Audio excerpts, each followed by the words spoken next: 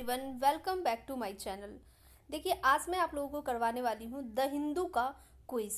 मतलब I hope कि आप सबने द हिंदू न्यूज़पेपर पढ़ा होगा। अगर आप में से किसी ने नहीं भी पढ़ा है तो इस वीडियो को ज़रूर देखें, क्योंकि ये आपके लिए बहुत ज़्यादा यूजफुल होने वाला है।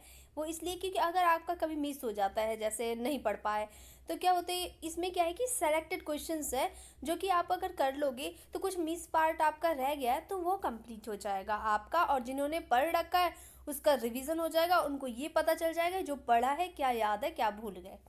ठीक है, तो चलिए स्टार्ट करते हैं। स्टार्ट करने से पहले अगर चैनल को सब्सक्राइब नहीं किया है तो चैनल को कर ले सब्सक्राइब, और लाइक करना बिल्कुल भी नहीं भूले, और अपने फ्रेंड्स से भी इसे शेयर करें ताकि उनको भी इनका फ़ायदा हो सके। तो चलिए अब स्टार्ट करते हैं। तो देखिए ये क्या है, ये है अक्टूबर 2023 की क्विज़ है इसमें। मतलब कि अक्टूबर 2023 का है, तो मतलब इसमें कवर जो है क्विज वो सितंबर मंथ के न्यूज पेपर से कवर किया गया है। ठीक है, तो इस तरीके से हर मंथ का हम करेंगे। अभी स्टार्ट किया मैंने इस मंथ से। तो चलिए फर्स्ट क्वेश्चंस क्या है आप सबको देखना है और थोड़ा ध्यान देना है। अगर आपको आ रहा है तो आपको करना भी है, कुछ सेकंड्स में आपको दूंगी भी। तो देखिए क्वेश्चंस, पहला क्वेश्चन है आपका, विच of the following is an island country. तो आप लोगों में से कोई जानते हैं कि इनमें से कौन सा आइलैंड कंट्री है। तो देखिए उससे पहले तो आपको ये पता होना चाहिए आइलैंड कंट्री मीन्स होता क्या है। तो आप लोगों को पता होगा, मतलब ऐसा लैंड जो चारों ओर से वाटर से सराउंडेड है। ठीक है, चारों ओर से, तो वो आइलैंड कंट्री कहलाती है, आइलैंड कहलाता है। तो इनमें से कौन सा आइलैंड कंट्री है, तो बताओ, गैस करो आप लोग। उसके बाद मैं आंसर बताती हूँ आपको। 1 2 3। आई होप कि आपने कर लिया होगा जिनको आ रहा होगा। तो देखिए इनका आंसर होगा क्या, बहरीन। ठीक है, Bahrain is an island country in the Persian gulf. Okay, तो चलिए नेक्स्ट क्वेश्चन पे चलते हैं। नेक्स्ट क्वेश्चन क्या है, सेकेंड नंबर क्वेश्चन है, Vanuatu is an island country, it lies in which of the following oceans. ये तो बता दिया है कि वैन्यूएटू जो है वो एक आइलैंड कंट्री है, और ये पूछ रहा है आपसे कि ये कौन सा ओशंस में लाई करती है। ठीक है, कौन सा ओशियन में है, तो देखिए बताइए जल्दी से। चलिए आई होप कि आप लोगों में से कर लिया होगा जिनको आ रहा होगा। तो चलिए अब मैं इसका आंसर बताती हूँ आपको। क्या होगा इसका आंसर, साउथ पैसिफिक ओशियंस। कौन सा ओशियंस, साउथ पैसिफिक ओशियंस। देखिए अगर हो सके आपके पास मैप है, मैप का बुक है, ऑक्सफोर्ड का मैप है, या आपके घर में मैप लगा हुआ, अगर आपके पास कोई भी मैप अवेलेबल है, मीन्स पॉलिटिकल मैप, तो आप उसको क्या कर सकते हो, अपने पास रखो, ताकि आप कंट्रीज़ को देख पाओ उसमें। और एक बार अगर आप मैप पे देख लेते हो तो आप भूलते नहीं हो फिर। नेक्स्ट क्वेश्चन है, with reference to the delimitations commissions consider the following statement. तो चलिए जानते हैं क्या है।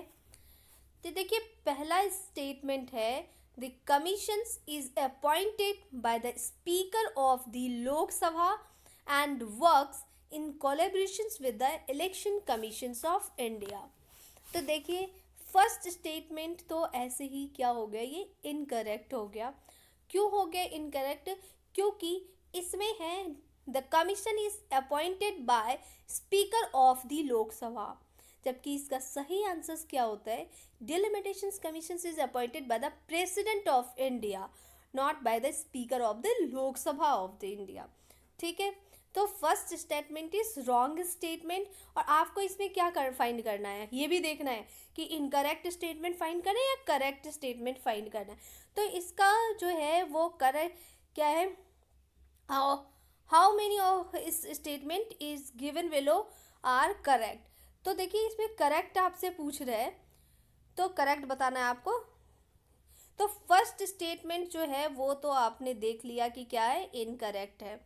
ठीक है, क्योंकि delimitations commissions of India is appointed by the president of India, not by the speaker of the Lok Sabha. Just a second, wait. Okay, now first statement is wrong. Second statement is the order of the commissions are final and cannot be questions before any court. तो gas कीजिए आप लोग, ये सही होगा या गलत है? तो ये स्टेटमेंट करेक्ट है. The order of the commissions are final. Commissions की जो ऑर्डर्स होती है वो फाइनल होता है और किसी भी कोर्ट में इसे क्वेश्चंस नहीं कर सकते. देखिए ये this statement is right statement. Next third number statement क्या है? It is a statutory body constituted by the president. तो third statement is not correct. Third statement क्या होगा? करेक्ट नहीं है, ये गलत है. नेक्स्ट है आपका क्या? The commissions determines the number of seats in a constituency and does not describe the boundaries of the constituency. तो देखिए ये भी स्टेटमेंट गलत है. क्यों? क्योंकि the commission is suppose to determine the number and boundaries of the constituency. Number and boundary दोनों को ही डिस्क्राइब करता है, but here is not describe. तो मीन्स ये स्टेटमेंट भी क्या हो गया? Wrong. Means only one statement is right which is second number. तो चलिए इसका देखते हैं कि आंसर कौन सा होगा. चलते हैं हम. तो ये देखिए आप इसमें कैसे दिया हुआ? Only one, only two, only three and only four. तो आपको एक ही स्टेटमेंट इसमें राइट मिला, तो only one is the answer. Okay, A number इसका आंसर होगा. तो चलिए नेक्स्ट क्वेश्चंस की ओर चलते हैं. नेक्स्ट क्वेश्चन है आपका क्वेश्चन नंबर 4. देखिए चैनल को अगर आपने अभी तक सब्सक्राइब नहीं किया तो सब्सक्राइब कर ले और लाइक करना बिल्कुल भी नहीं भूलें. क्या है? The constitutions of India classifies the ministers into 4 rank: cabinet minister, ministers of state, independent charge, minister of state and deputy ministers. तो क्या ये स्टेटमेंट राइट है और या रॉन्ग है? तो स्टेटमेंट आपको राइट करेक्ट स्टेटमेंट ही ढूंढने के लिए आपको बोल रहा है. तो ये जो फर्स्ट नंबर है आपका ये रॉन्ग है. क्यों रॉन्ग है? Because there is no classification of ministers in the constitutions of India. और क्वेश्चंस में क्या है कि India classifies the ministers into 4 rank. तो ये क्या हो गया? ये स्टेटमेंट आपका रॉन्ग है. Because there is no classification of ministers in the constitutions of India, that's why this statement is wrong. Next statement पे चलते हैं. क्या है? Next statement है आपका the total number of ministers in this union government including the prime minister shall not exceed 15% of the total number of the members in the Lok Sabha. Yes, this statement is right. Shall not exceed the 15% of the total number of the members in the Lok Sabha. This statement is correct. Means second number क्या है? Correct है. तो options में आपका क्या क्या दे रखा है? ऑप्शंस में दिया हुआ है आपका 1 only, 2 only, both 1 and 2, neither 1 nor 2. तो देखिए इसका आंसर्स क्या हो जाएगा? करेक्ट आंसर्स क्या होगा? करेक्ट आंसर्स होगा इसका बी पार्ट. ओके, तो फोर्थ नंबर क्वेश्चन तक हो गया. चलिए अब नेक्स्ट क्वेश्चन की ओर चलते हैं.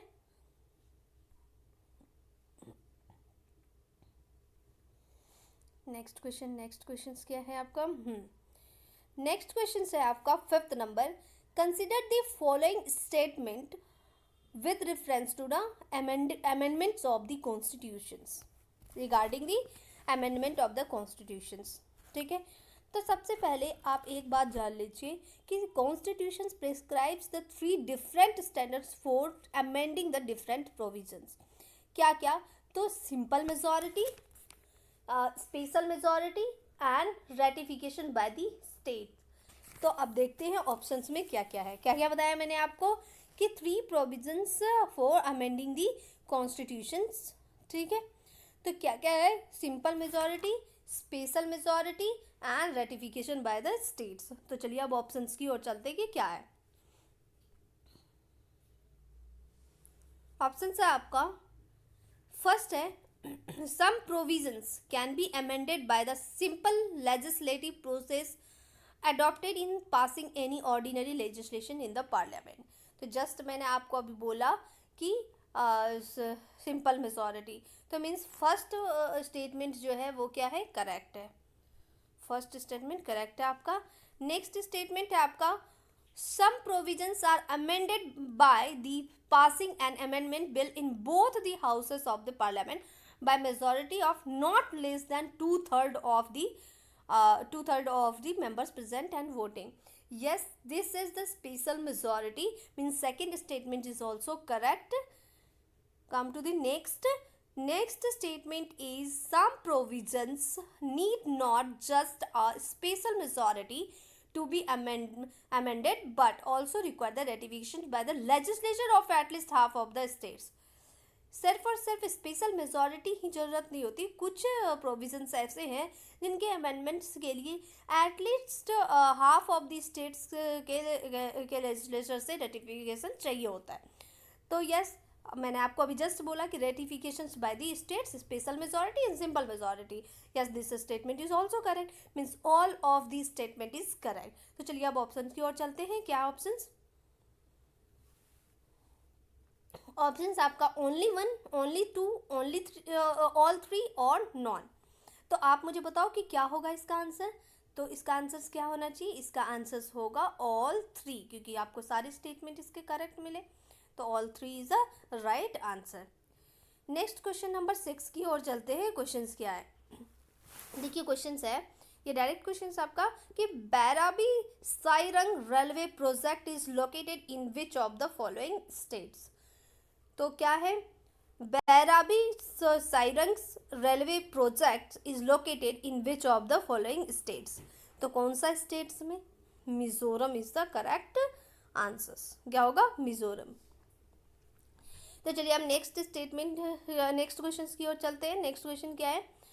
नेक्स्ट क्वेश्चन 7th नंबर है, कंसिडर आपको मतलब एक ये पेयर्स बताना है कि कौन सही है कौन सा गलत है। तो देखिए आपका 3 पेयर्स है, क्या क्या है तो देखते हैं। देखिए क्या है, शिव शक्ति पॉइंट, जवाहर स्थल और तिरंगा। ठीक है, अब देखते हैं हर पॉइंट्स को। जो शिव शक्ति पॉइंट है ये क्या है? तो this is the point where the Chandrayaan 3 lander touch down on the lunar surface. तो yes, this statement is correct. तो मीन्स नेक्स्ट है जवाहर स्थल। ये क्या है? तो Jawahar Sthal is the point where the probe strikes the lunar surface during India's first lunar orbit. तो क्या है ये? मतलब नेक्स्ट स्टेटमेंट आपका क्या हो जाएगा? नेक्स्ट स्टेटमेंट आपका है इनकरेक्ट। तिरंगा नेक्स्ट पॉइंट आपका तिरंगा पॉइंट। तिरंगा पॉइंट क्या था? The point where the Chandrayaan 2 crashed in 2019। ठीक है, मतलब ये इसका जो तिरंगा जो जवाहर स्थल का वो पॉइंट्स है वो तिरंगा का मतलब राइट आंसर है। तो means this statement is also wrong. तो मीन्स इसका आंसर क्या हो जाएगा? चलिए तो आंसर की ओर चलते हैं। क्या है ऑप्शंस में? How many statements given above are correct. तो करेक्ट स्टेटमेंट को आपको ढूंढना था, करेक्ट आपको एक ही मिला, तो कौन सा था करेक्ट? तो ओनली 1 सेकेंड, जस्ट वेट। हाँ, only 1 is the right answer. तो चलिए नेक्स्ट क्वेश्चन की ओर चलते हैं। नेक्स्ट क्वेश्चन क्या है? Question number 8। क्वेश्चन क्या है? Consider the following statement. ठीक है, तो देखिए क्या है, देखिए है पहला पॉइंट है the point closest to the earth is the in the moon's elliptical orbit is called apogee, is called apogee. तो क्या बताइए आप, ये आंसर ये सही है या गलत है? नो। क्यों? The point closest to the earth in the moon's elliptical orbit is called not apogee but the right answer will be perigee. Okay, तो ये स्टेटमेंट क्या हो गया आपका? रॉन्ग। ठीक है, अब नेक्स्ट स्टेटमेंट की ओर चलते हैं। नेक्स्ट स्टेटमेंट है a full moon occurs when the moon is directly opposite to the sun as seen from the earth. Full moon कब होता है? When moon is directly opposite to the sun, ठीक है, as seen from the earth. तो इधर yes this statement is right. Next point क्या है? Next point है आपका the blue colour of the moon appears due to scattering of light. Yes, ये तो आप लोग जानते ही होंगे कि द ब्लू कलर जो होता है मून का वो क्यों होता है? Appears due to scattering of light. तो ये स्टेटमेंट भी क्या है? करेक्ट है। तो इसमें कितने कौन से आंसर्स हो जाएंगे आपके? ओनली 2 वाले। चलिए तो नेक्स्ट क्वेश्चंस की ओर चलते हैं। नेक्स्ट क्वेश्चंस क्या है? 9th नंबर क्वेश्चन है with reference to the parliamentary session consider the following statement. ठीक है, तो चलिए पढ़ते हैं। फर्स्ट नंबर स्टेटमेंट क्या है? The constitution specifies that 6 months should not elapse between the 2 parliamentary session. हाँ, 6 months से ज़्यादा टाइम पीरियड नहीं होनी चाहिए। Yes, this statement is correct. ये स्टेटमेंट क्या है? करेक्ट है। First number statement is correct. Next है आपका the constitution uses the term special sessions which refers to the session the government has convened for specific occasions like the commemorating parliamentary or the national milestones। तो देखिए the constitution uses the term special session, ठीक है, ये दिया हुआ है। तो देखिए ये तो ऐसे ही क्या है? इनकरेक्ट है, because constitution doesn't use the term special session. मतलब आपको करेक्ट स्टेटमेंट कौन सा मिला? करेक्ट स्टेटमेंट मिला आपको एक ही। तो इसके आंसर्स क्या हो जाएंगे? तो चलिए देखते हैं ऑप्शंस। इसके आंसर होंगे 1 ओनली। क्लियर हुआ आपको? 1 ओनली। चलिए तो नेक्स्ट क्वेश्चन नंबर 10 और आज का ये लास्ट ही क्वेश्चन है, ठीक है। तो चलिए नेक्स्ट क्या है? With reference to the Aditya L1 mission consider the following statement. Aditya L1 mission ये तो काफ़ी फेमस था, तो आप लोगों में से सबको पता ही होगा। तो चलिए एक बार आप ऑप्शंस को पढ़िए और एनालिसिस कीजिए कि मतलब सही कौन सा सही है कौन सा गलत। तो चलिए आपके साथ साथ मैं भी करती हूँ। It is India's first space based mission to the study the sun, ठीक है। तो यस, ये लॉन्च किया गया था किसके द्वारा? तो इसरो के द्वारा। ISRO Indian Space Research Organisation and it was the first space based missions to study the sun, ठीक है। तो yes, first statement is correct statement. Next की ओर चलते हैं। नेक्स्ट कौन सी क्या है? The mission is carried into the space by the geosynchronous satellite launch vehicle means GSLV in XL configurations? No, this statement is incorrect because the mission is carried into the space by the PSLV, polar satellite launch vehicle, जहाँ तक आपको याद होगा ये। तो this statement is incorrect, मतलब second number जो है वो इनकरेक्ट है। थर्ड ऑप्शन की ओर चलते हैं। थर्ड ऑप्शन क्या है? तो the spacecraft will finally be stations in halo orbit around the Lagrange point means L1 of the sun earth system. तो आप बताइए क्या ये स्टेटमेंट सही है? थर्ड नंबर, तो yes, third statement is correct statement. Last statement क्या है? The objective of the mission is to study the inner atmospheric layers of the sun. तो देखिए इसके ऑब्जेक्टिव क्या थे? तो the missions mains objective was to expand our knowledge of the sun and how its radiations, heat, flow of particles and magnetic fields affect us। ये इसका एक तो पर्पस था। दूसरा पर्पस क्या है इसका? तो study the upper atmospheric layers of the suns called chromospheres and corona. Chromospheres को स्टडी करना इसका पर्पस था ये, मतलब। और यहाँ ऑप्शंस में आपका क्या है कि inner atmospheric layers to study the inner, मतलब ये स्टेटमेंट भी क्या है आपका? इनकरेक्ट है। तो मतलब आपको करेक्ट स्टेटमेंट्स कितने मिले? तो आई हैव 2 करेक्ट स्टेटमेंट मिले। तो थर्ड ऑप्शन एक फर्स्ट ऑप्शन, तो only 2 will be the answers, ठीक है।